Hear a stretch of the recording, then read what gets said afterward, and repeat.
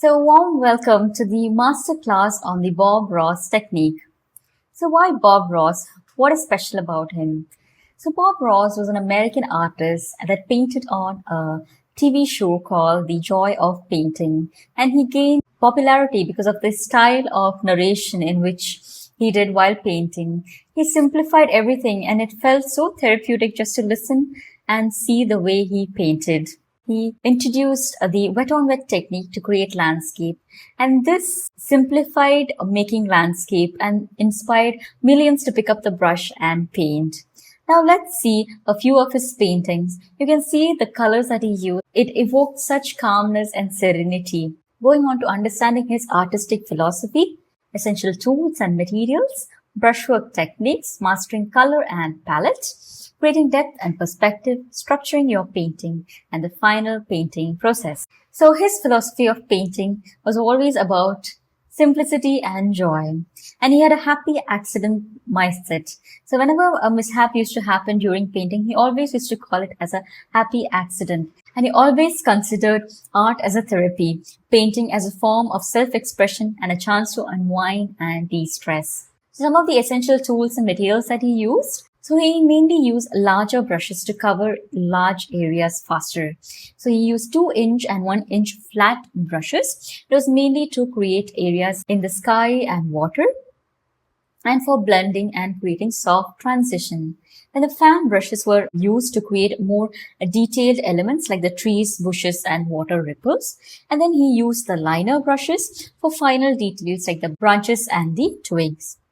So here you can see a set of paintbrushes and palette knife from his patented toolkit, the Bob Ross oil painting brushes and knife. So here we can see the palettes, the flat brushes, the fan brushes, and the detail brushes. Now you can see how each tool was used to create each element in this painting in the coming slides. Now for the palette knife, he used for painting mountains, adding highlights and creating texture. It was also great for applying thick paints and bold, confident stroke. Going on to the colors that he mainly used oil paints due to their blendability and vibrant colors. Now the core palette includes titanium white, phthalo blue, sap green, Van Dyke brown, alizarin crimson, midnight black, cadmium yellow. Now you can see this is the way he arranged his colors on a palette. He used a large palette. So sap green, alizarin crimson, Van Dyke brown, burnt umber, Prussian blue, phthalo green, titanium white, permanent red, yellow ochre, and cadmium yellow. Going on to the canvas and the surface preparation, he always used a pre-stretched canvas, that is, canvas that is stretched over a framed wood. His signature style of painting was to give a base coat of liquid white. Now, liquid white was nothing but diluted titanium white with a mix of linseed oil. So he always applied it as the first layer to create his wet on wet technique of painting. Now, setting up his workspace, since Bob Ross used large brushes, he always needed a sturdy metal easel. And the palette that he used was large, flat, so that he could easily mix paint. And he always kept cloth and solvent nearby because all paints can be a little messy.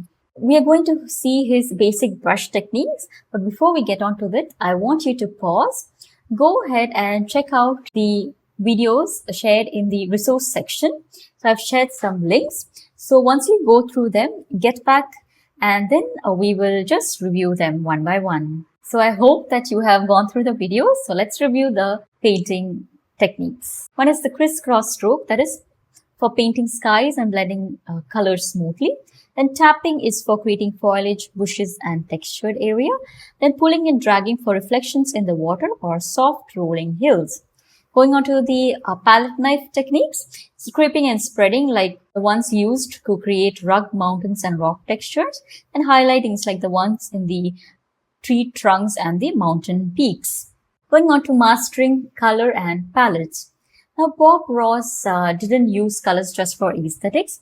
He always used it to create a sense of emotion as well as create a sense of depth. So his signature palette, like I told you before, he used titanium whites for highlights and soft clouds, the phthalo blue for vibrant skies and reflective water, sap green perfect for lush trees and grassy landscape, Van Dyke brown for earthy tones to trees and mountains, alizarin crimson to add warmth to skies or subtle undertones and foliage, then the cadmium yellow for creating sunlight and warm highlights, and the midnight black is used for shadow and depth.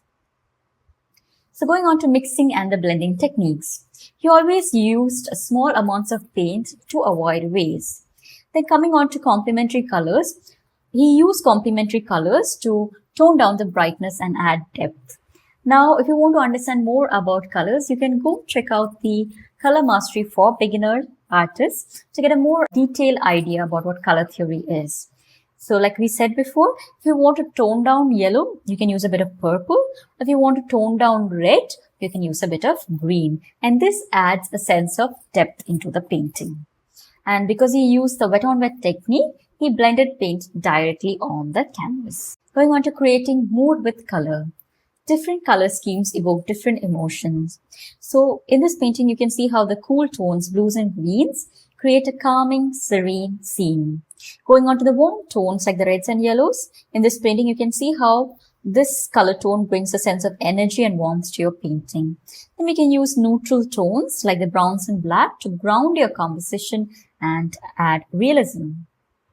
And how do we create depth and perspective? You can use colors and tonal contrast to do this. So objects further away always appear lighter and less detailed due to the atmospheric perspective. So always use lighter and cooler colors for distant features, whereas warmer and darker tones for cooler elements. And using this method, you can create a sense of depth. Going on to structuring your painting. So always build your painting in layers, especially when it comes to landscape. It has mainly 3 layers: the background, the middle ground, and the foreground. So the background, you can see skies and distant mountains. It is very soft and subtle and not very distinct elements. Going on to the middle ground, you have the hills or the mid-range trees. They are more defined. Going on to the foreground, you can see close-up elements like the large trees, rocks, which are bold and detailed. So coming on to the final painting process, so I've shared a few links in the resource section where you can go and check out his painting process from the start to finish and get a more detailed idea on how he paints. So I hope to see you after you go through those videos. So I hope you saw the videos. Now let's get into the learning activity, that is creating a Bob Ross inspired artwork. Now, coming on to the step-by-step guide to your final painting. So one is always creating your background. You can use 2-inch brush with phthalo blue and titanium white for a soft blended sky, and you can use the crisscross technique. Next, you can add clouds using circular motion with a dry brush. Then shape mountains using a mix of midnight black and Van Dyke brown using the palette knife. Then highlight the peaks by lightly dragging titanium white along the ridges. Going on to your step 2, detailing the middle ground, that is the hills and the trees. You can paint grassy hills using the 1-inch brush with sap green and cadmium yellow. You can see a soft horizontal blending. Then you can tap on the tree foliage with a fan brush, varying green shades for the depth. Foreground, where there is larger trees and more details, you can use Van Dyke brown and midnight black for the tree trunks, highlighting with the titanium white. Then you can add bushes along with fan brush with brighter greens and yellows, and apply textured rock with the palette knife. And coming on to the final step, that is the final details and touches. You can pull reflection downward for water using a clean brush, followed by using a palette knife to create thin white lines on the water's edge.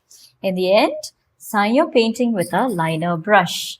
And there you have it, your masterpiece. So visualize what you want to paint, then plan your tools, then sketch out the composition, decide on each layer that you want to create, and finally implement.